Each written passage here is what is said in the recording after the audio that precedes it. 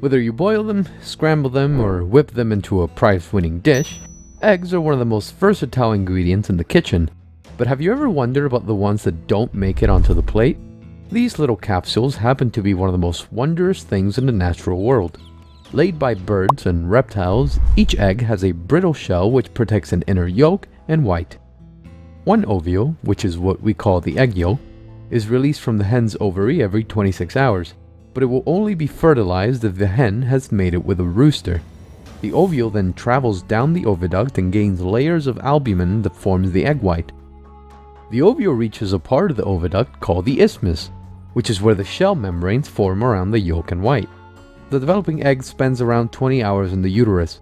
Here, the calcium carbonate shell hardens and any colored pigments are deposited, thereby giving it different texture and color to camouflage in its natural habitat.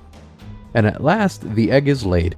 The whole process takes around 26 hours, and a chicken can ovulate again after 60 minutes. Now comes the incubation period. The embryo begins to develop at one side of the yolk. After 3 to 5 days of incubation, you can notice substantial growth.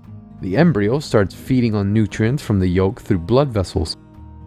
After 9 to 11 days of incubation period, the embryo's neck has lengthened and its brain starts developing.